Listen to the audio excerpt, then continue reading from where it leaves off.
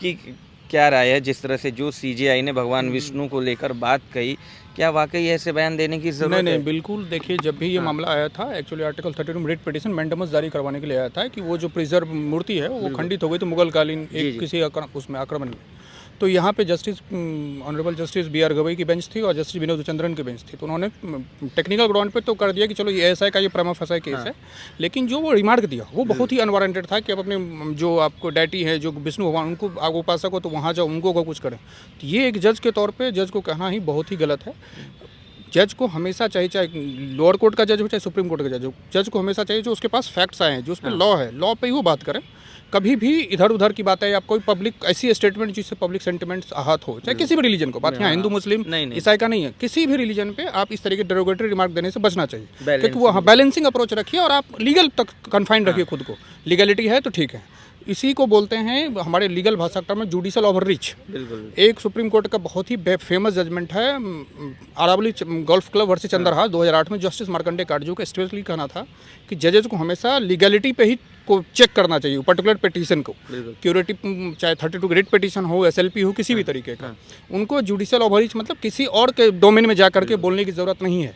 और ये बहुत ही क्लियर है। और जस्टिस जैसे कि हमारे साथी कह रहे थे विशाल जी कि नंदलाल वाले जजमेंट पीएन भगवती का, ऐसे बहुत सारे जजमेंट्स में अलग अलग जो जजेज जो हैं हमारे पूर्व के जजेज ने कह रखा है कि कभी भी जो भी आप केस को डिसाइड करते हैं तो कोशिश करिए उस केस की फैक्ट्स, उस केस की लॉ पे ही कन्फाइंड रखें खुद को। इस तरीके का अनवारंटेड था और जिस तरीके से उनको आया उसमें जो लार्ज पॉपुलेशन ऑफ इंडिया के जो हैं हिंदूज वो उनके रिलीजन का जो है जो इस तरीके से आप अपमान करोगे तो आहत तो होगी रिलीजियस सेंटिमेंट, ये गलत है। और आज उन्होंने 2 बजे कहा है कि वो उनका मतलब वो नहीं था तोड़मोड़, लेकिन Swapnil Tripathi versus union of India 2017 में सुप्रीम कोर्ट ने खुद कहा है कि हमारी जो प्रोसीडिंग्स होंगे लाइव होंगे, वो लाइव हो रही थी उसी टाइम उन्होंने ओरल, नो डाउट ये रिकॉर्ड का पार्ट नहीं लेकिन ओरल रिमार्क तो था।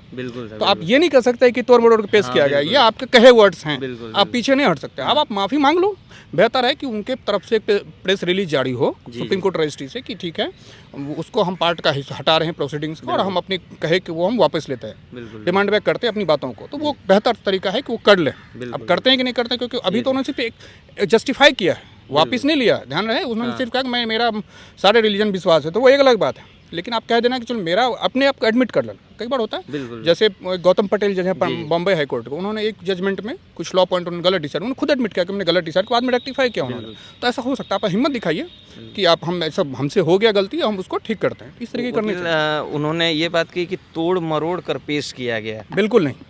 वो उनका स्टेटमेंट अपने कंडक्ट को जस्टिफाई करने का हो सकता है, लेकिन जो चीज़ें उस दिन थी कोर्ट नंबर 1 से लेकर कोर्ट नंबर 17 तक है यहाँ पे, और फिर रजिस्ट्रार्ड कोर्ट 1 सारे कोर्ट वीसी चलते हैं, सारे वो था और उनकी शुरुआती मैटर ही लगे थे, तो वो तोड़ मरोड़ पेश नहीं किया गया, उनके स्टेटमेंट वही हैं। अब स्टेटमेंट को तो एज इट इज जब मीडिया डोमेन में आ रही है तो उसको तोड़ मरोड़ कैसे हो गया?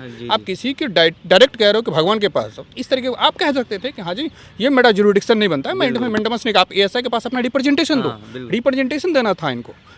इन्होंने लीगली तो ठीक किया, लेकिन जो वर्ड्स थे, जो कमेंट्स था, वो रिलीजियस हर्ट करता है, ये नहीं होना था। अब वो तोड़ मरोड़ अपने अपने कंडक्ट को जस्टिफाई करने की बात है, ऐसा कुछ है ना। इनको प्रेस रिलीज बकायदा जारी करनी चाहिए मेरे हिसाब से। अगर मैं उनकी जगह होता तो मैं प्रेस रिलीज जारी करें, वो अपनी ही बात को वापस ले लेता और मैं क्षमा मांगता पूरे देश कि भाई हम एज चीफ जस्टिस हो सकता है, आदमी ह्यूमन एरर हो सकता है, ह्यूमन एरर पॉसिबल है, लेकिन आपको करना होगा, उसके लिए हिम्मत दिखानी होगी। तो मेरे ख्याल से ऑनरेबल जस्टिस को आके प्रेस रिलीज करके करना चाहिए, मैटर को शट आउट करना चाहिए, ये मेरा मान। धन्यवाद।